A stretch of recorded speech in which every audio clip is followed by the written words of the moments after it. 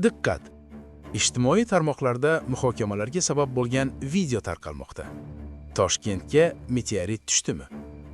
Toshkentdagi Kosmonavtlar metro bekati yaqinida olingan videoda osmonda noma'lum yorqin obyektning uchib ketayotgani ko'rsatilgan. Fanlar akademiyasi ushbu hodisa bo'yicha rasmiy bayonot berdi. Akademiya ma'lumotlariga ko'ra, mutaxassislar hodisa bo'yicha dastlabki tadqiqotlar o'tkazdilar.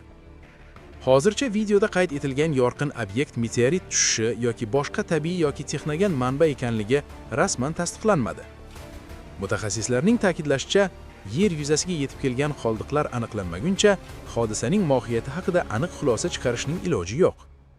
Fanlar akademiyasi ham ilmiy ma'lumotlarni taqdim etdi. Ta'kidlanishicha, har kuni yer atmosferasiga millionlab kichik kosmik zarralar kiradi. Biroq ularning aksariyati atmosferada yonib ketadi. Yer yuzasiga yetib kelgan meteoritlar juda kam uchraydigan hodisa.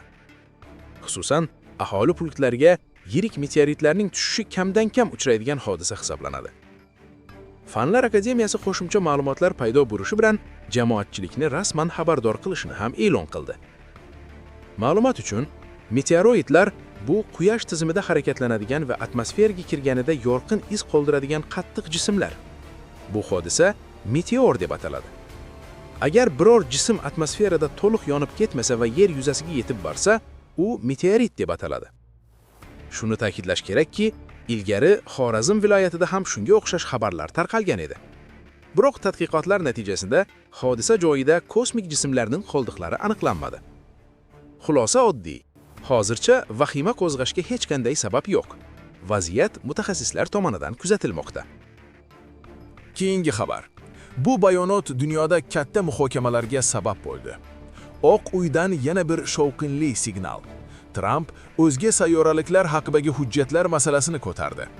AQSh prezidenti Donald Trump Truth ijtimoiy tarmog'ida bergan bayonotida o'zga sayyoraliklar va noma'lum uchuvchi obyektlar haqidagi hukumat hujjatlari mavzusiga to'xtaldi.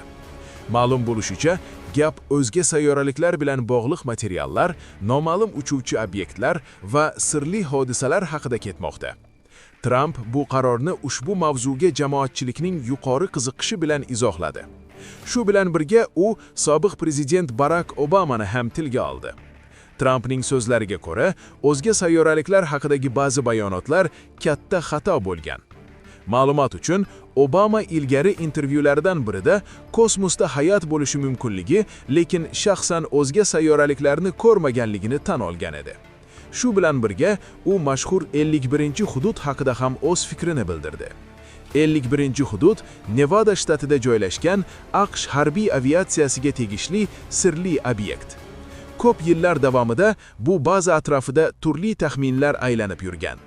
Ba'zi nazariyalarga ko'ra, bu yerda begona musofirlar va halokatga uchragan kemalarning qoldiqlari saqlanadi. Biroq 2013-yilda maxfiyligidan chiqarilgan rasmiy hujjatlarga ko'ra, 51-hudud faqat juda maxfiy harbiy samolyotlar uchun sinov maydonchasi bo'lgan. Trump o'z fikrini aniq bildirdi. Uning so'zlariga ko'ra, kosmos juda keng va unda hayot bo'lishi ehtimoli yuqori. Biroq begonalarning yerga tashrif buyurish ehtimoli juda past, sababi juda katta masofalar. Trump shuningdek prezidentligi davrida begonalarning ishonchli dalillari topilmaganini aytdi. Ayni paytda AQSh siyosiy doiralarida bu mavzu vaqti bilan ko'tariladi. Avvalroq Vakillar palatasi qo'mitasi a'zosi Tim Burchett ham boshqa begona odamlar haqida sensatsion fikr bildirgan edi. Bu mavzu bo'yicha munozaralar hali ham davom etmoqda. Xulosa oddiy.